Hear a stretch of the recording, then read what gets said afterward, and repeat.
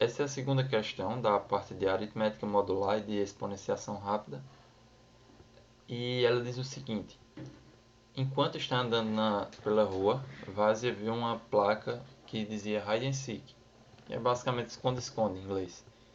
Já que ela é um programador, ela utilizou o AND como um AND bit a bit, que é como a gente chama, para essas duas palavras representadas como inteiros na base 64 e conseguir uma nova palavra.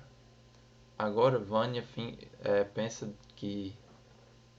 em algum string S e quer saber o número de pares de strings do mesmo tamanho que S e que o end bit a bit dessas duas strings é exatamente igual a S.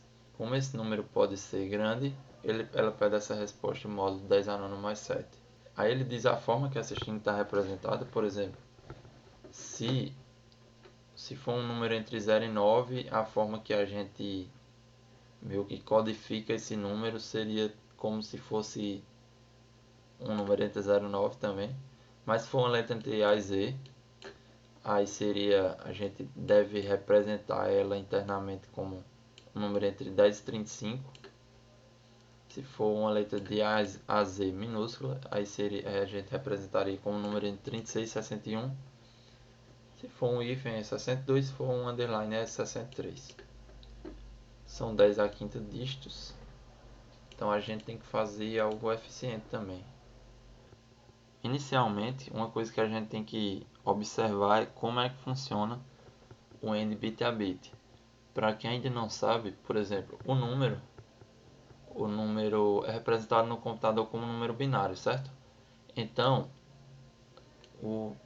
vocês sabem como é que funciona um AND. Mas o AND bit a bit é um AND que vai pegar dois números e para cada número aqui na representação binária, ele vai fazer um AND entre o número de sim, o primeiro número e o segundo número. Por exemplo, 0 AND 0, no caso seria false AND false, é igual a false. False AND true é igual a false. True AND true é igual a true. E assim por diante, ele vai fazer isso para cada bit. Cada bit funciona de forma independente. E é isso. Então, no nosso problema, a gente vai ter meio que esse C, certo? A gente vai ter um string que a gente já sabe ela como é. Vão ser vários dígitos desse daqui, um seguido do outro.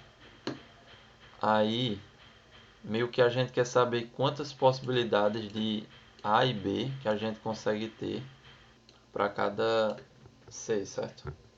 No caso, a gente vai fazer isso para todos os caracteres dessa string. Uma coisa que a gente tem que observar é, se esse bit for 1 aqui, então quer dizer que com certeza esse bit aqui é 1 e esse bit aqui também é 1. Então só temos uma possibilidade de esse bit ser 1. Já se esse bit for 0, talvez esses dois de cima sejam 0. Talvez o primeiro seja 0 e o segundo seja 1. E talvez o primeiro seja 1 e o segundo seja 0. Certo? Então existem três possibilidades para quando na sua string final um certo bit é igual a 0. Então, meio que a gente chega nessa conclusão que é, a gente pode olhar para cada bit da palavra inteira e se o número for 0, quer dizer que inicialmente a gente tem a probabilidade, ou a gente tem uma forma de fazer, a gente tem pelo menos uma forma de fazer C, certo? Que é colocando o próprio C aqui e o próprio C aqui. Então já seria pelo menos uma forma de fazer. Aí, se a gente começa a olhar para todos os bits de toda a palavra, então caso esse bit seja 0, quer dizer que a gente tem três possibilidades daquele bit, certo? Então meio que isso multiplica com todas as possibilidades dos bits que a gente já analisou anteriormente. Então basta multiplicar a resposta por 3, que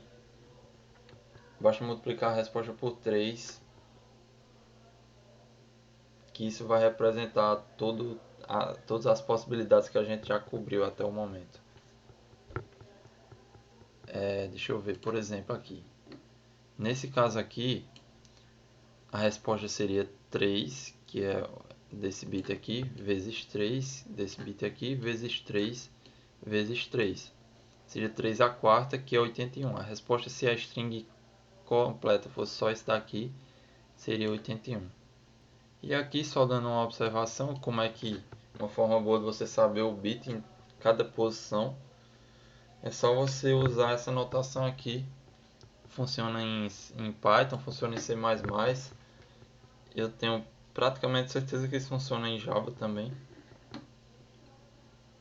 E é bem simples. Esse aqui no caso é a posição do bit. Se eu quero saber o primeiro bit seria o i igual a 0, o segundo bit seria o i igual a 1 e assim por diante. Então aqui vamos para a implementação, certo?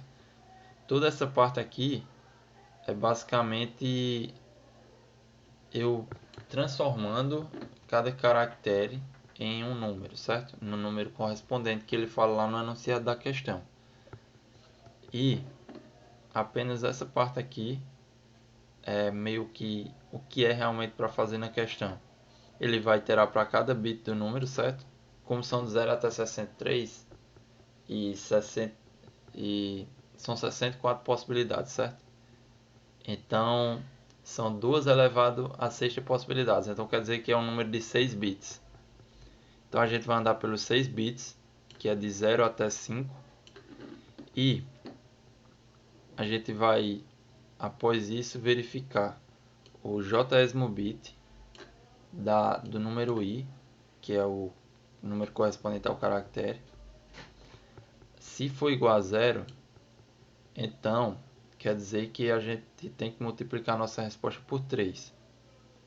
Caso fosse 1, a gente não precisaria fazer nada na resposta. É depois só printar a resposta mesmo. Sempre se lembrar de ir sempre tirando o módulo, certo? Toda vez que você faz alguma operação e tirando o módulo.